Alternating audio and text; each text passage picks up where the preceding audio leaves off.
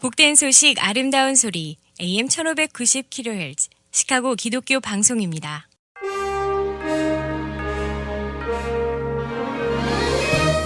여러분 안녕하십니까? 5월 19일 수요일 KCBS 헤드라인 뉴스입니다.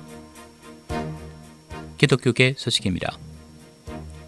인도의 코로나 바이러스로 매일 4,000명 이상이 죽어갔으며 지난 5주 사이에 160여 명의 목회자가 목숨을 잃은 것으로 나타났습니다. 이 중 120명은 4월 1일부터 15일 2주 사이에 사망했다고 기독교 언론이 보도했습니다. 이런 가운데 변종과 또 다른 변종들이 빠르게 전파되면서 인도는 공포 영화의 한 장면 같다고 다른 언론이 보도했습니다. 미주리주의 한 고등학교 졸업한 학생이 자신이 대학에 진학하기 위해서 저축한 금액을 다른 학생에게 기부해 화제가 되고 있습니다. 올해 세인트 찰스 웨스트 하이스쿨을 졸업하는 조시아 넬슨은 미주리주 사우스웨스트 주립대학으로부터 학비와 기숙사비 등을 전액 장학금으로 받기로 하자 자신이 대학에 진학하기 위해 저축한 학비를 다른 학생에게 주었다고 기독교 언론이 전했습니다. Jesus loves me라고 세워진 마스크를 쓰고 등교한 어린 학생이 학교 당국으로부터 특정 정치나 종교에 관한 글이 새겨진 마스크를 쓸 수 없다고 제지당했습니다. 이에 이 학생의 어머니는 학교 핸드북의 복장 규정을 확인했지만 그런 규정을 찾을 수 없었다며 다른 학생이 스포츠 팬이나 블랙 라이브스 매터 등은 왜 괜찮은지 따져 물었다고 기독교 언론이 전했습니다. 국내 로컬 소식입니다. 하원은 어제 지난달 상원에서 넘어온 코비드-19 헤이트 크라임법을 찬성 364, 반대 62로 통과시켰습니다. 이 법은 법무부에 코로나19 관련 증오 범죄를 신속하게 검토할 전담 인력을 배치하도록 했으며 코로나19 묘사에 차별적인 언어가 사용되지 않도록 현지와 주 차원에서 협력하도록 되어 있습니다. 상원에선 지난달 이 법안을 찬성 91, 반대 1표라는 압도적인 표차로 통과시킨 바 있으며 현재 바이든 대통령의 선명만을 남겨놓고 있습니다. 헤이트 크라임은 작년 대비 145% 급증했습니다.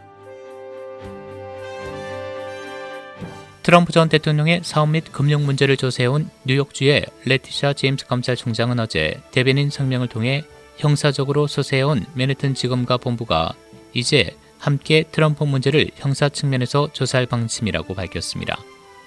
아프리카계 여성 변호사인 레티샤 검찰총장은 민주당 소속으로 뉴욕주 검찰총장 선거에 나설 때부터 당시 트럼프 대통령을 불법적 대통령이라고 칭하며 조사 의지를 표출했고 취임 직후 2019년 초부터 착수했습니다. 뉴욕주 검찰본부는 트럼프 전 대통령과 트럼프 오거니제이션이 자산을 부풀려 은행 대출을 받으면서 동시에 자산 가액을 낮춰 신고해 세금을 덜 내는 금융 사기를 쳤다는 혐의점을 받고 있습니다.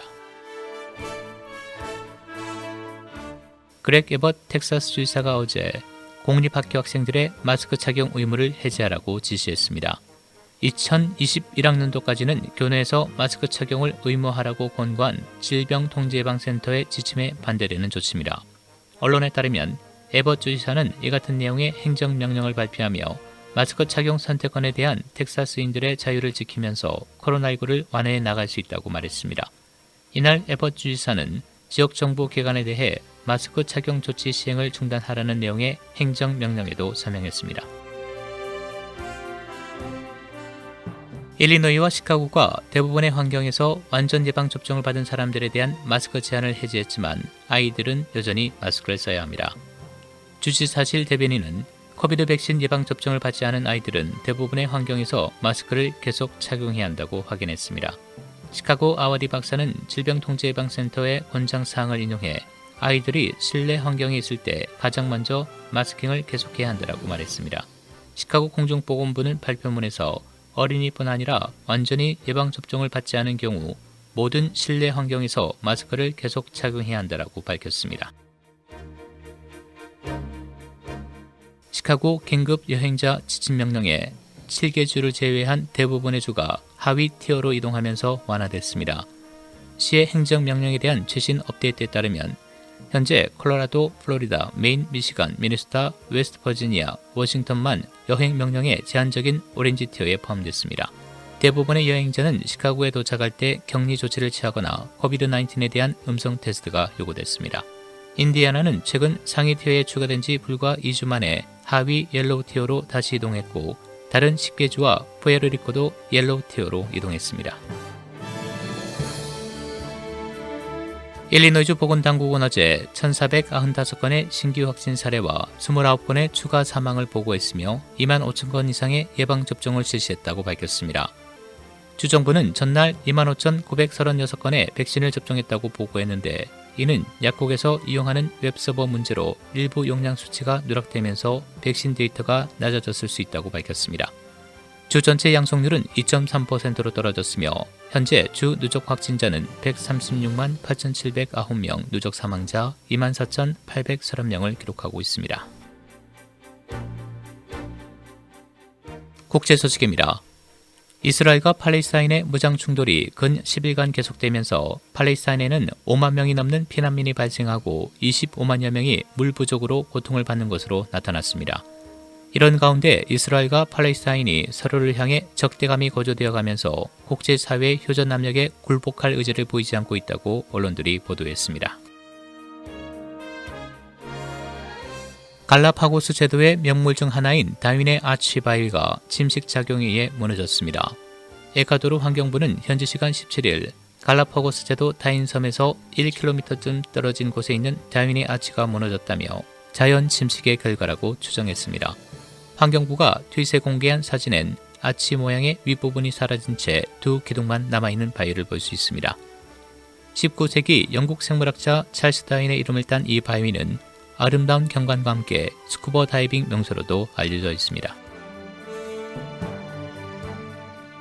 한국 방역당국은 60세에서 74세 접종 예약률이 49.5%라고 밝히고 백신 접종의 효과가 조금씩 나타나고 있다며 고령층의 접종 예약을 거듭 부탁했습니다.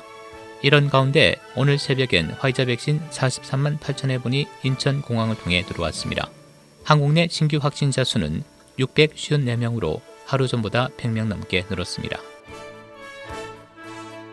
날씨입니다.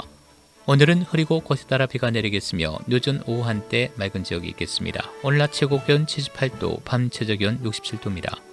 목요일인 내일은 기온이 7, 80도대로 오른 흐린 따뜻한 날씨 보이겠습니다. 내일 낮 최고 기온 85도, 밤 최저 기온 68도입니다. 지금까지 KCBS 뉴스 박상준이었습니다.